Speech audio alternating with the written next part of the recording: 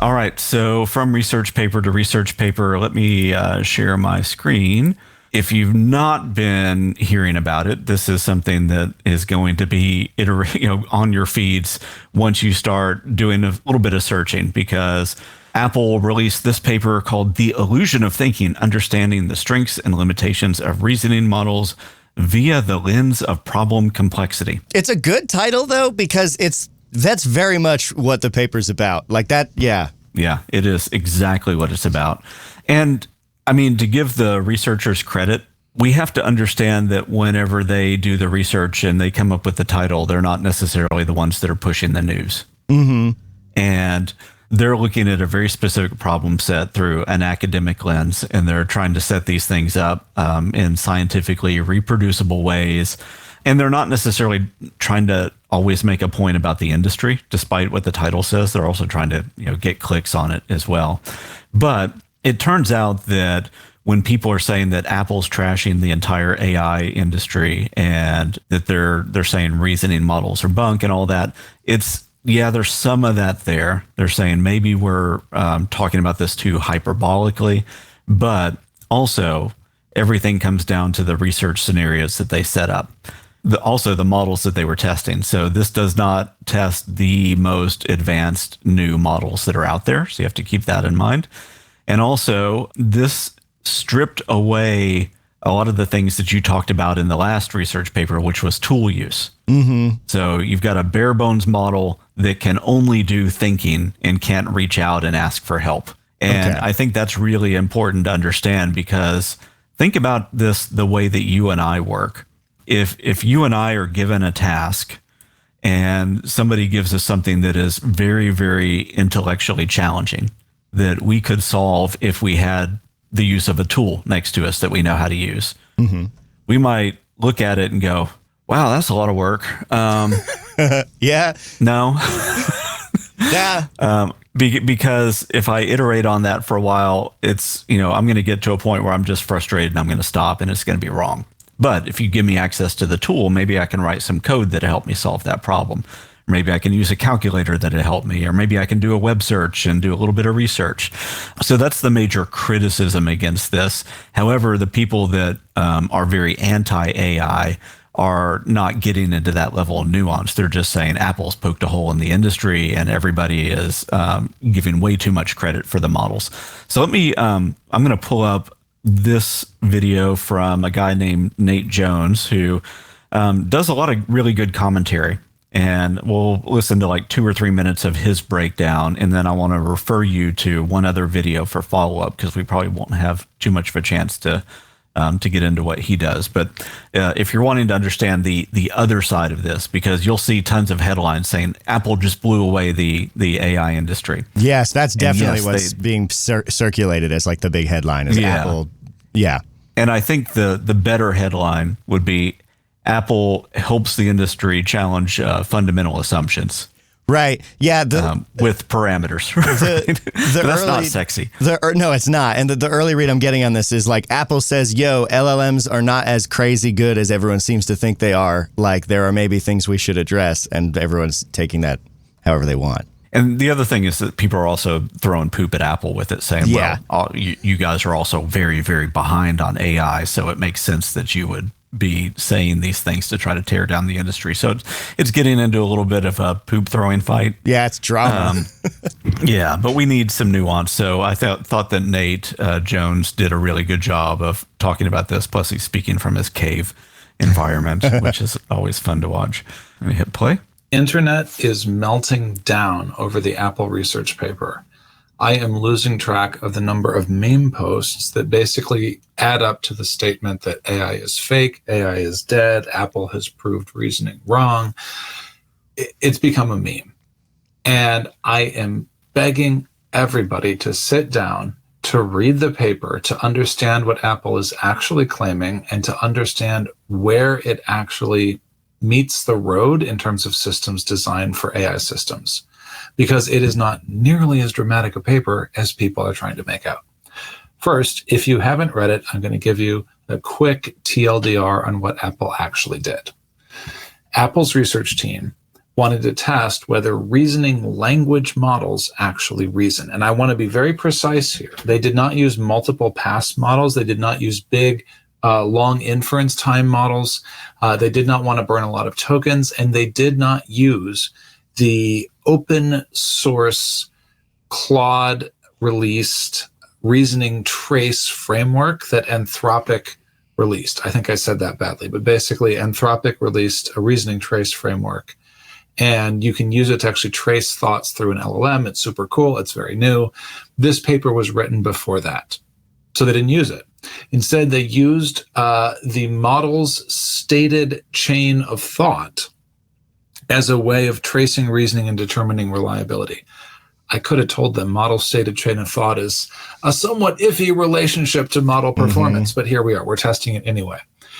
They took 4 different models, one from Claude, Gemini, DeepSeek, and OpenAI's O3 Mini. Again, this is all about model timing. They're using smaller models, and they did not use like the Frontier O3 model from OpenAI. They did not use 2.5 Pro from Gemini. They seemed to deliberately be wanting to test chain of thought versus long inference time, and those are different things. Then they tested the models they chose on custom puzzles. They weren't allowed to Google search. They weren't allowed to use Python. They were not given any tools at all. It would be like giving a human an exam and no pencil, no paper, no calculator, no tool use whatsoever. Just the model and a token budget for thinking. They wanted to make the puzzles they chose something that would not be heavily trained on, so that the models wouldn't have memorized the answer through pattern association. And they wanted to make it something that they could dial the complexity on. The one that is getting the most attention, I will describe for you because I didn't really know what it was either. It's called Tower of Hanoi. It's a very famous mathematical puzzle. I know this one. And basically, it is a lot like if you've ever had a kid, you have these little wooden rods and you have different sized wooden discs with holes in them. And the kid like sticks the discs onto the wooden rod, and it's good for their manual coordination and all of that. Well, being mathematicians, mathematics turned it into a puzzle that has mathematical implications. Fundamentally, what you're supposed to do with Tower of Hanoi is carefully move the discs so that a bigger disc never sits on top of a smaller disc. I think that's a good point to stop it, because they went to the max on that, right? They wanted like 100 iterations of it, which when you're doing the moves, turns out that you need to correctly calculate like 1,024 moves. Oh. So with that, you know, a normal human would struggle at that, right? We would look at it and go, my token budget is out for that. Right. And also just to make it a little bit clearer, in case his description wasn't good enough for the like audio format, it's like that kid's toy with the colorful rings on the rod where you place them, the biggest one on the bottom, slightly smaller above it, going up, like the colorful baby toy. You're making these little pyramids. So like little discs that are very wide up to ones that are very small, you know, small and circular. And you have 3 rods and you're moving between those 3 and you're having to sequence with that. When you flashed by the research paper, I saw a graph that looked like that.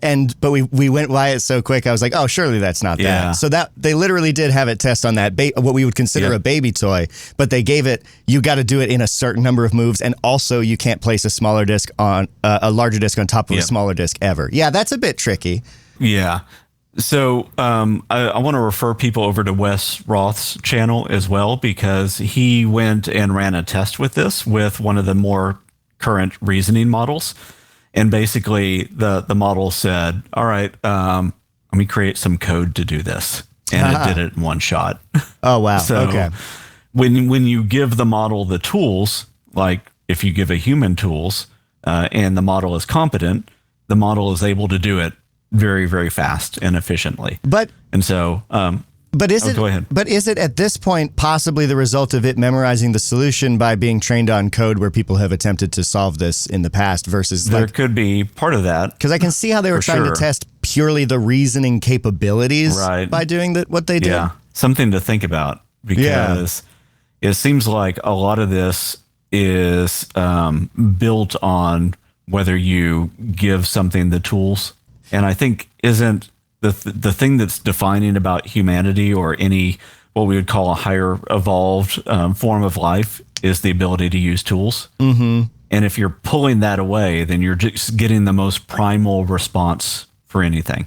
You have the caveman without a club, or the caveman without fire, humanity without the wheel type of thing. And then you're saying, and we want you to be like the Egyptians building the pyramids.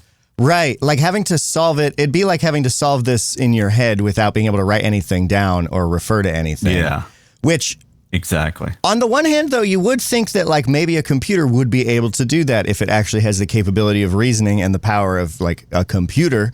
Right. So I'm wondering what takeaways. But is that what it was really trained to do? Right? Yeah. And also if you're hamstringing it with a token budget, and you know that its brain doesn't work the same way a human brain does, so inference is different. And I think particularly for people who aren't as plugged into how AI actually works, it might be really easy to see this and think like, oh yeah, it's like super dumb actually. But, I think taking that back to the original title is the illusion of thinking, right? Mm-hmm. And thinking is definitely different, with an LLM or with what they're calling large reasoning model.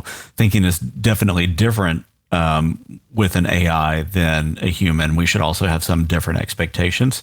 Mm-hmm. The problem is we really, really want to anthropomorphize everything.